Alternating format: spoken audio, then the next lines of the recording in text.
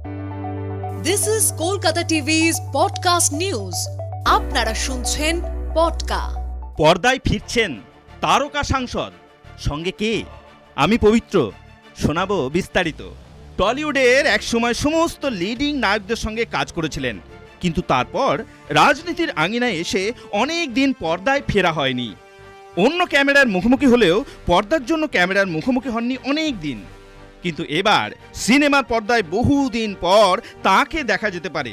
তিনি আর কেউ নন, তৃণমূলের বহুদিনের সাংসদ অভিনেত্রী শতাব্দী রায়। পরিচালক মৈনাক ভৌমিকের একেবারে অন্য রকমের একটি ছবিতে তাকে দেখা যাবে। ছবির নাম বাৎসরিক।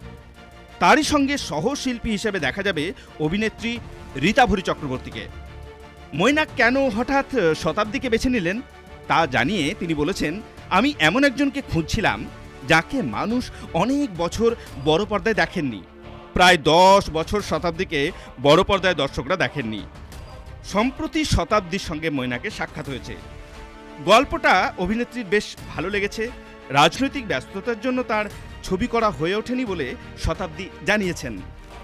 শতাব্দীর ছেলে এখন স্পেনে পড়াশোনা করছে, কাজেই রাজনীতির কাজ সামলে তার পক্ষে মৈনাকের সঙ্গে শুটিং করার ডেট নিয়ে তেমন সমস্যা হবে না বলে শতাব্দী মনে করছেন।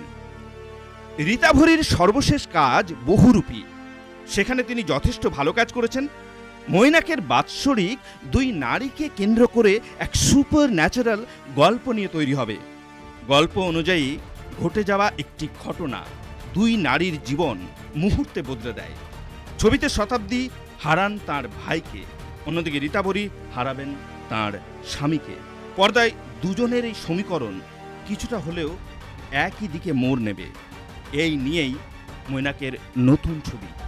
শুনুন পডকা রাত দিন 7 দিন।